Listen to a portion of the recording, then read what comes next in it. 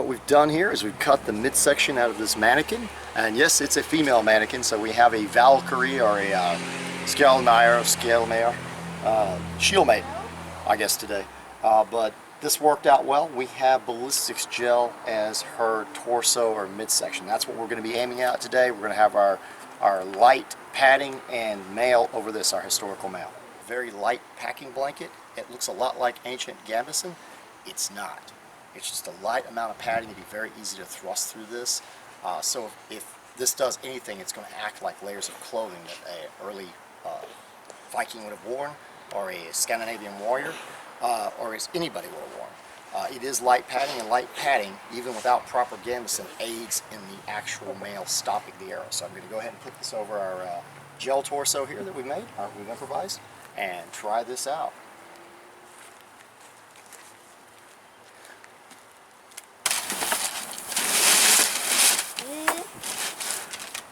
Now as you can see here, these are flat stamped rings, which is very historical as mail goes.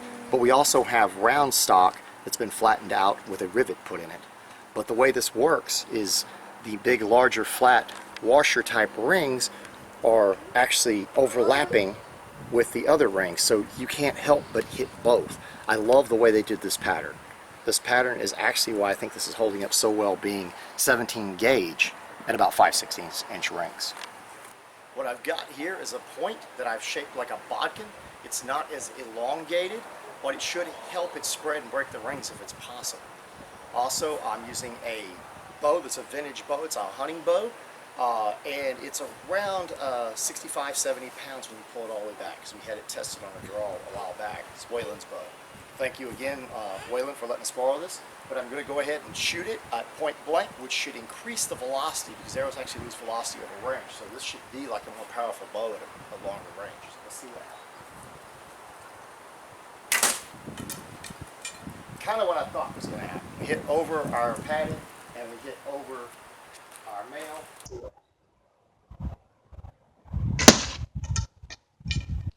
As you can see, it didn't do anything to it, and it didn't go through. So Matpat out there, this is kind of a reply to you too, even though this is a test for our viewers. They've been waiting for it for a long time. This is the arrow test. It was unable to go through. Okay, in case somebody thinks really good hardened steel and a razor head can cut the rings, which yes, that's possible. If you have a small tapered item that's really hardened steel and you can jam it in there, you can cut rings. We've done this with tip shots. We've done this with overarm throwing slide. But we're going to try this out. And I'd like to make one point. This bow, according to my research, the best I could find out, most Yumi that they used in war were around 60 to 80 pounds at the most. So this is approaching the 80-pound mark right here. So let's go ahead and see what happens. We'll go ahead and shoot at the mail again. I hit a little high, so we'll do that again, but it didn't go through even though it hit over something quite solid. That's impressive. We have our razor head. I'm going to go ahead and shoot it again and try to hit the right spot. I hit a little high on that.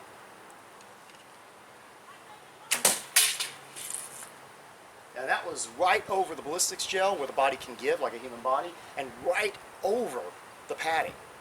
No, I don't think Matpat, and I hate to keep saying this, normally I would probably think I'd never be saying this in this video because this is a viewer video that they've been wanting for a long time, traditional mail, to see how it behaved against arrows like we said it did. And it performs exactly like we said. But no, it's not its weakness as arrows. Not at all.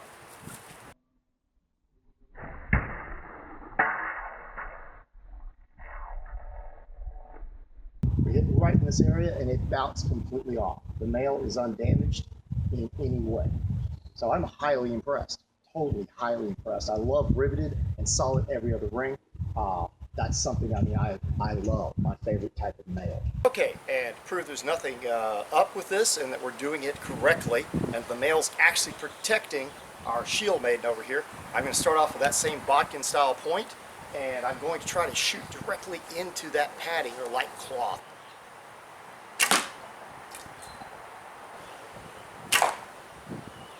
Now that's in the gel. Yeah, and we had one actually bounce off. So even this light gambeson, even though we got that in the gel and through the gambeson, we actually had one bounce off from the light gambeson. So that means even if this person was wearing the lightest cloth possible, it's possible for cloth to save you and die.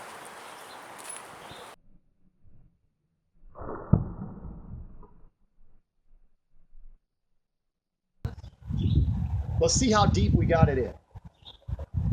That's substantial. Without the Maille, I think we'd have a very injured or dead falcon, or should I say shield maid. Now we shall try the razorhead. Razorheads, believe it or not, are very good on gambeson and preferred.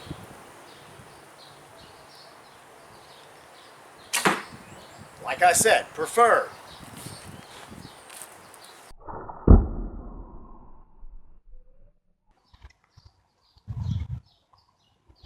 Yo, we've got a wound straight through. This one went all the way to the back side. All the way to the back side. The only thing that stopped it was this hard shell. The hardened shell stopped it. That is it. So, and it hit the ballistic shell. Complete test, so we have the full control here. We're going to shoot just the ballistics gelatin and see what happens. That has 20% ballistics gelatin. Yeah. Battle. And as you see, we have it all the way the outside of the back. And just so everybody can see, and we got it properly, it's clean through. Gonna try this one again.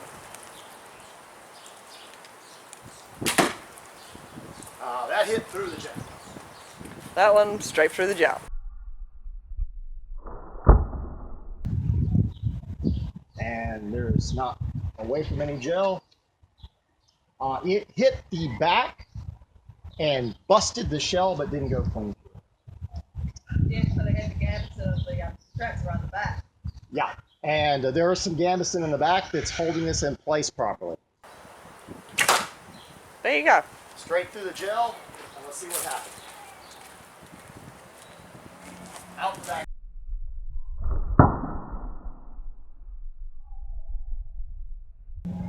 Out the backside. So the bodkin's actually better for piercing the back of the mannequin and not slowing down as much in the actual gel.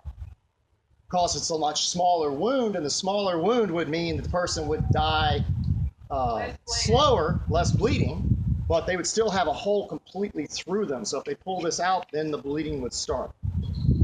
Although lighter, this could pierce organs and stuff by getting deeper penetration. This would be the gambeson that we mentioned earlier.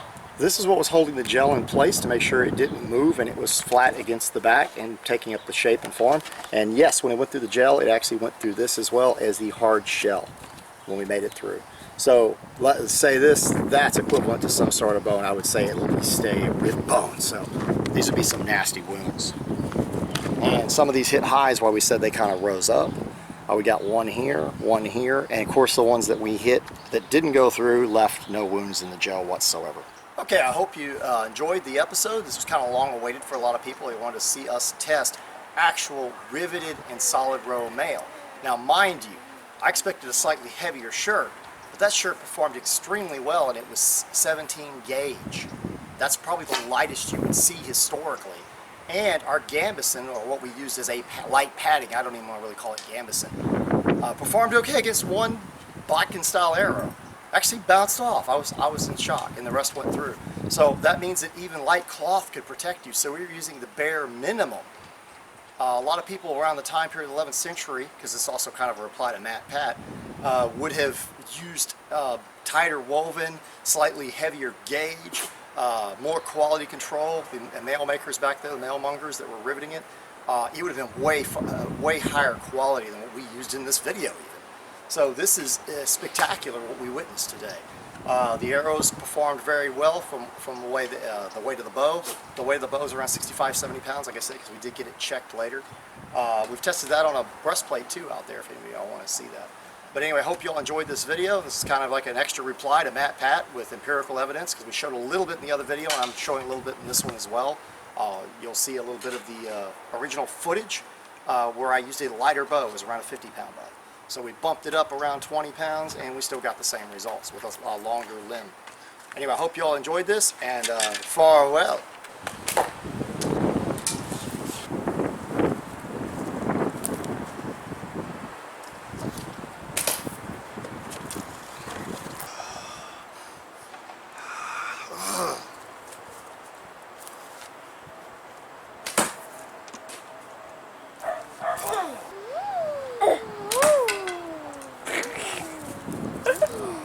I don't think it's going through that riveted chain, sweetie.